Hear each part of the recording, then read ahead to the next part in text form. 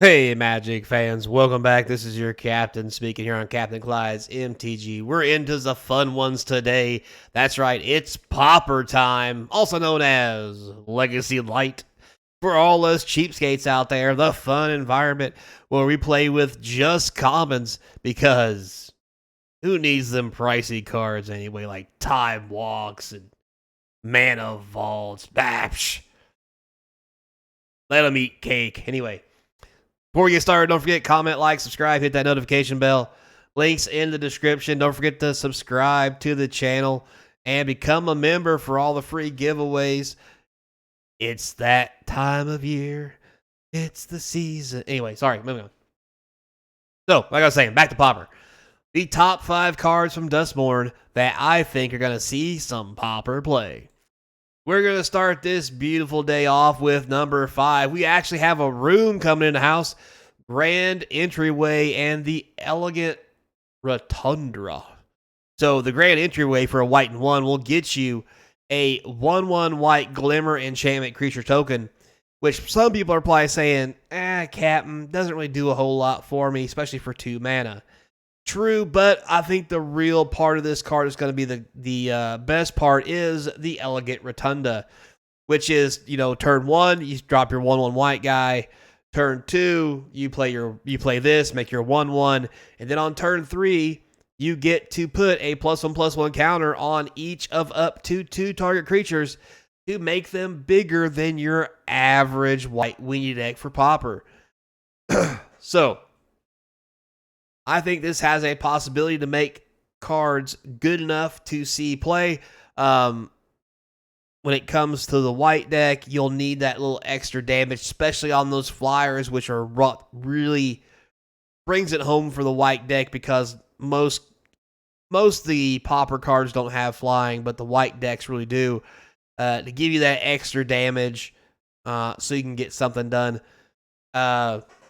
There is a possibility it doesn't take off because of other things, but I think there's a possibility this might actually see some Pauper play because it does do a lot of the best things. Moving on, number 4. Hey, we've got a red card. It's the Clockwork Percussionist. 1 red for a 1/1 haster artifact creature monkey toy. Anyway. The key word to this is when it dies, you get to exile top card of your library. You may play at the end of your next turn. So early game, it is a beat stick. And if you do have to block and you manage to kill something with it, even better. But it does replace itself, which is something that red does suffer from in Pauper. Also, this is an artifact. It could go into an artifact affinity style Pauper deck that plays some red. That also, again, when it dies, will let you draw more cards and get you through your deck and keep the cards and creatures flowing. I think this card is very sweet, has lots of possibilities. And as we've mentioned before, many cards in Pauper don't have more than 1 toughness. So you will be able to kill something with it. And once it replaces itself, I mean, what's the worst that happens? You put a land off to the side and then draw a land again. I mean, it gets you 1 deeper away from the lands. So all said and done, mission has been accomplished. Moving on to number 3, we have a nice one. It is the Inoccost rat. I probably butchered that. But this for Pauper is a black and 1 for a 1/1. Already doesn't sound great, but when it dies, it manifests dread. Meaning, you get to look at the top 2 cards, 1 in the graveyard, 1 on the battlefield. You get to make a 2/2. So, a 2/2. Not the little pink ones. We're talking about little guys with legs and arms who want to fight.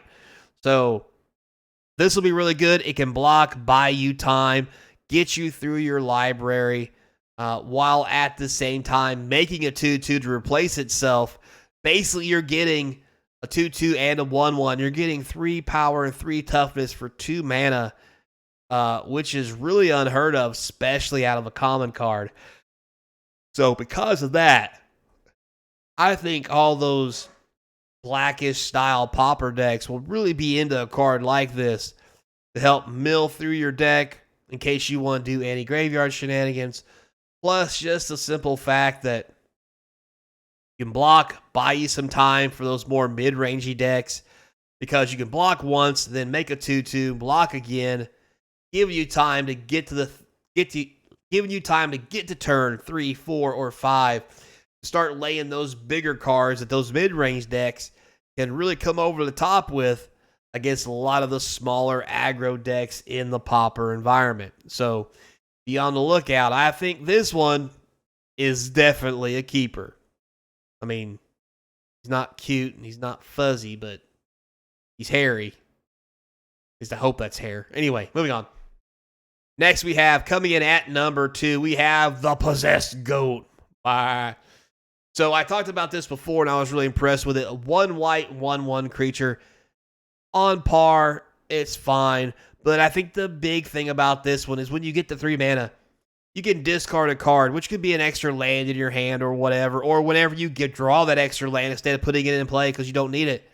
You can discard it and make this bad boy or goat a 4/4 that is also a black demon in addition to those other types, yada, yada, yada. You only get to activate it once, but let's be real.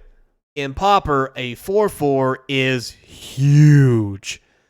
And when you're this guy, when you become the 4/4, you will be the GOAT. Get it? GOAT, greatest of all time. It's a GOAT. Anyway, moving on.